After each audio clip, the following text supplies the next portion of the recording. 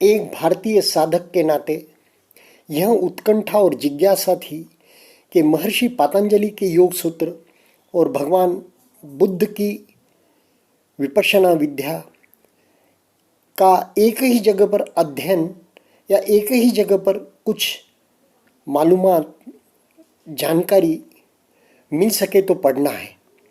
तो पतंजल योग सूत्र बुद्धवाणी के परिप्रेक्ष्य में यह लेखक सना टंडन जी का विपश्यना विशोधन विन्यास द्वारा प्रकाशित प्रथम आवृत्ति 2003 का किताब मुझे मिला।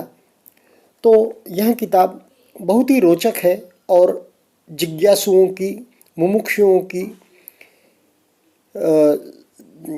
जिज्ञासा का समाधान करता है। यह किताब सर्वप्रथम आंग्ल भाषा में ए रीअप्राइजल of Patanjali's yoga sutras in the light of the Buddha's teachings 1995 में प्रकाशित हुआ था। उसके बाद में हिंदी भाषी साधकों की, मुमुक्षुओं की, जिज्ञासुओं के अनुरोध पर इसका स्वतंत्र अनुवाद किया गया, जो आज आप हमारे हाथ में है। 2003 में पतंजलि योग सूत्र बुद्ध वाणी के परिप्रेक्ष्य में नाम से। इसमें बहुत से संशोधन भी किए गए, कुछ प्रकरण बढ़ाए भी गए। जैसे कि हम सब जानते हैं, महर्षि पतंजलि का योग सूत्र अष्टांगिक योग है जो संस्कृत में है। उसके 8 अंग या 8 स्टेप्स कहिए, वह है यम, नियम, आसन, प्राणायाम, प्रत्याहार, धारणा, ध्यान और समाधि।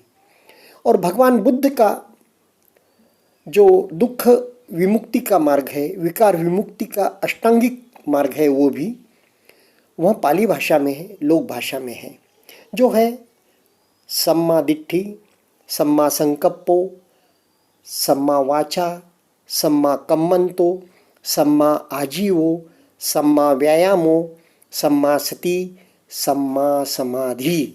सम्मा यानी सम्यक, समता भरी। तो इन दोनों विषयों का उन्होंने तुलनात्मक अभ्यास भी किया है।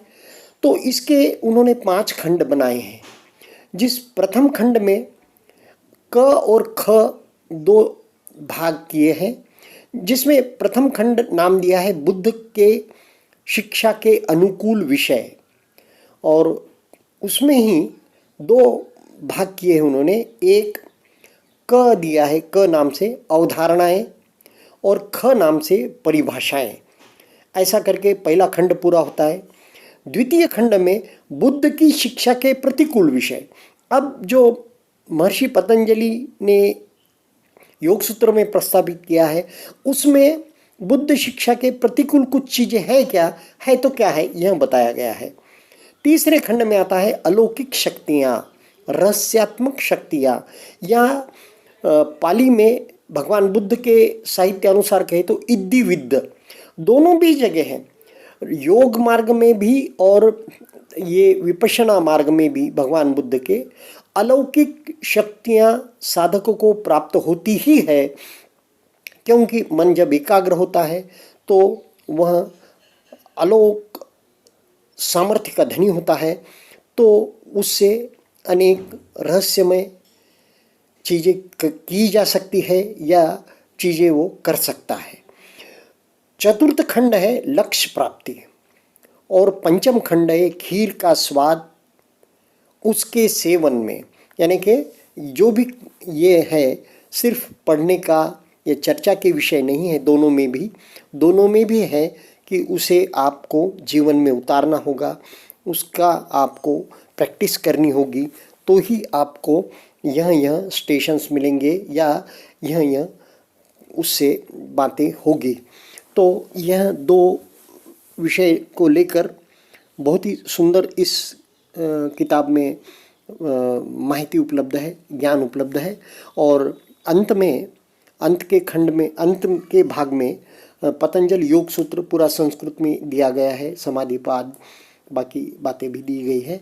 और यह पुस्तक अवश्य पढ़नी चाहिए। बहुत ही छोटे एक 95-96 पेज में यह किताब पूरी हो जाती है। तो साधकों, अवश्य आपको अगर जिज्ञासा है तो यह अवश्य किताब पढ़िए। बहुत ही सुंदर किताब है। धन्यवाद।